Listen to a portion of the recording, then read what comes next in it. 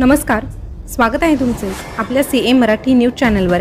आज पुन्हा एकदा एक नवीन माहिती घेऊन तुमच्यासाठी सज्ज झालो आहोत। आईच्या प्रियकराला मुलांनी संपविले, वाघापूर येथे मध्यरात्री 2 वाजता थरार। ही घटना नेमकं कुठे आणि कशी घडली आहे हे सविस्तररित्या जाणून घेण्यापूर्वी तुम्ही आपल्या सीएम मराठी न्यूज चॅनलवर पहिल्यांदा आले असाल तर चॅनलला सबस्क्राइब करा आणि शेजारचं बेल बटन प्रेस करून ठेवा, जेणेकरून नवीन आलेली अपडेट सगळ्यात अगोदर तुमच्यापर्यंत पोहोचेल।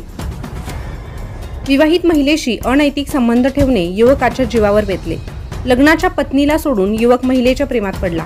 हा प्रकार सहन न झाल्याने महिलेच्या 2 मुलांनी मित्राला सोबत घेऊन त्याचा खून केला। ही घटना सोमवारी पहाटे 2 वाजता दरम्यान वाघापूर येथे घडली। या प्रकरणात लोहारा पोलिसांनी 4 संशयितांना ताब्यात घेतले आहे।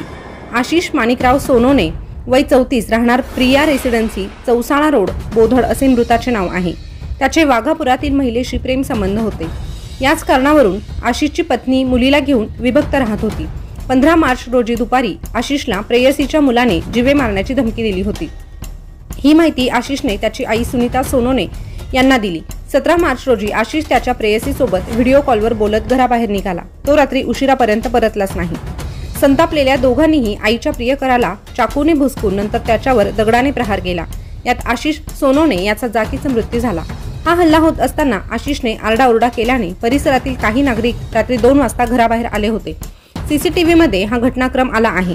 लोहारा पोलिसांना रात्रीच खुनाची माहिती मिळाली, त्यावरून संशयितांना पोलिसांनी ताब्यात घेतले आहे। यात 2 सख्खे भाऊ असून त्यांचे मित्र प्रशिक मुकुंदा दवणे, अंकुश डुबाजी चावरे यांचाही सहभाग आहे।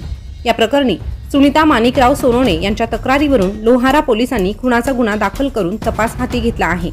या गुन्ह्याचा तपास सुरू असतानाच लोहारा पोलीस ठाण्याच्या हद्दीत सोमवारी पहाटे अनैतिक संबंधातून खुनाची दुसरी घटना घडली आहे। त्यामुळे लोहारा वाघापूर परिसरातील कायदा व सुव्यवस्थेबाबत चिंता व्यक्त केली जात आहे।